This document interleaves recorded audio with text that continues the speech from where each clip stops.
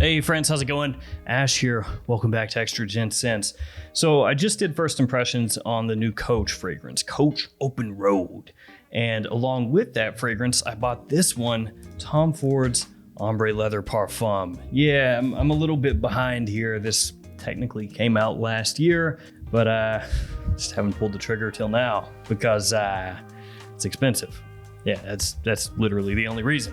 I bought mine from sweetcare.com. They're based up in Portugal. So if you order from there, it's slightly more affordable, but then you have to deal with like the shipping and everything. It's available a whole bunch of places.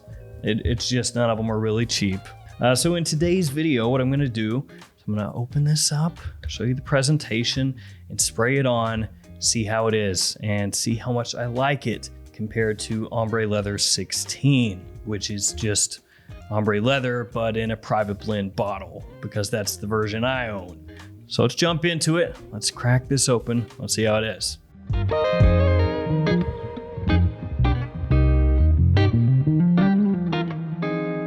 And as I open this, I do want to remind you that if you should happen to shop at twistedlily.com or maxaroma.com, use that code GENTS10. Save yourself 10% off your orders. Good at both those websites, GENTS10, GENTS10. All right, let's take a look. So here you got on the front of the box, the name of the house, the name of the fragrance, the size and concentration. I bought the 50 ml and it is a Parfum concentration, of course. You have a TF for Tom Ford on top of the box. On the back, you have your ingredients. And on the bottom, you have your barcode and badge code. Looks like my badge code is AB122140. A little bit hard to read because it's black ink on a black box. Here we got the little bitty bottle of Ombre Leather. So once again, on the front, you have the name of the house, name of the fragrance, and your concentration right there. TF on top of the cap, and on the bottom, the sticker. And the badge code is on the sticker as well. It is AB1, that is the shortened version. And the cap does not click into place, but it does snugly slide into place. So you can pretty easily pick this one up by the cap if you so choose. All right, enough jibber jabber. Let's spray it on. Let's see if Ombre Leather Parfum is worth the cost, because it was pricey, as I said, so I'm hoping it is, and I'm sure it will be, but let's spray it on. Atomizer kind of sucks, but that's okay. We'll let this settle for just a second, even though I can already catch whiffs of it. Yeah, pretty potent. Yeah, that smells awesome. Yeah, it's a little bit sweet. Not too sweet though. It's not as sweet as something like Tuscan Leather, where that raspberry really just, aggressively slaps you across the face and lets you know that it's there, really announces its opening. This one is a little bit more of a subtle sweetness, but the sweetness is still there pretty well. It's also very smooth. Yeah, man, this is really good. So it's a smooth, slightly sweet leather. You can pick up iris pretty early on, but it is definitely a supporting note. It is not trying to bust through and be the star of the show. It's not really overly makeup-y, but it does add this very slight, I guess I would call it like little creaminess around the edges of the scent.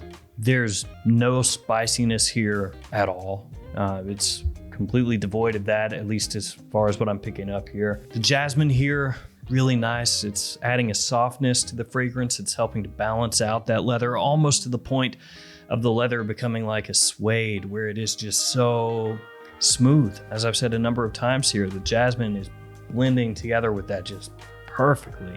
It's not like a super perceptible jasmine in the sense that, you can pick out the jasmine here and the leather here and this here and that there. It's just everything is working together in harmony here. So yeah, you pick up that floral hit and you pick up a little violet in the opening that's giving it this faint hint, like very faint hint of like a very refined, mellowed out kind of gasoline, but it's just like so mellowed and smooth to that you almost can't even perceive it that way. Really loving this. Like this is coming across like very obviously high-end, elegant leather, the type that would work perfectly in fall and winter time. Great wearability here as well. Like it would set you apart for sure, but it doesn't have that harder to wear edge that some fragrances will have that do set you apart. You know, the ones that set you apart just by way of them being kind of weird and out of step with what most people would anticipate a fragrance being. This one doesn't have that issue. And I swear I keep keying in on just like that faintest touch of iris almost melding together with the jasmine into this leather that's like suede-y, and it just keeps me coming back. And does it smell similar to Ombre Leather 16? Yeah, absolutely, 100% for sure. And even though this is a parfum, it's coming across like a little bit, I don't know if it's the right way to describe it, but like a little bit lighter, a little bit easier to approach than the original Ombre Leather, because this one is softened up and it has that sweetness that's coming through. And it's just, I don't know, maybe even more approachable than the original Ombre Leather. So I would think that it would be heavier, you know, darker, more mysterious or whatever, you know, that typical kind of deal that happens when you go from a fragrance that's an eau de parfum to a fragrance that's a parfum, where they take the same general layout, the same DNA of the original, and they're like, okay, you know, add in some resins or add in some smoke or add in whatever and just make it like a heavier, typically richer, smoother take on the original. That's not really what this is doing though when I smell it. Smoother, I would say yes. Yeah, for sure. So in that aspect, yeah, I get it. Parfum, eau de parfum, the parfum is smoother, right? Because you anticipate it being a little bit higher end because it's a higher concentration at higher cost. And it does have that smoothness. But the jasmine that's in here, mixing with that iris, and then the violet being just a very mellowed out violet where you can get it for sure. You pick it up immediately, but it's not really trying to like scream at you. You know, the sweetness from the florals that are coming through and that little creamy nature that it has kind of lightened up the leather, as I've said a number of times, and made it kind of suede-like to me. And that is making this one come across more approachable and just like an airier, floral tinged, sweeter take on the original Ombre Leather. And I like it a lot. Yeah, like it's really, really nice. Crazy expensive, but I don't mind it. I mean, when I say I don't mind it, I mean I don't mind the price, because this is really good stuff. As it dries down, you get a little bit of like a crumpled tobacco leaf that comes out, and it's initially in the background, and it slowly kind of, you know, slow burns its way up until it's more noticeable. Not super strong, and it's to me like a crumpled dry tobacco leaf just working along underneath everything to where you get just a little more depth, some more nuance as you're smelling. So as it dries down, you'll get it peeking out a little more, and it just again keeps you coming back. Faint woodiness, not too much. That leather is still the star of the show. It's willing to give more of itself away to these notes that are working around it. So instead of being like necessarily a more aggressive leather, this leather is melding together with the other notes and taking on their aspects to further enhance how the leather note comes across.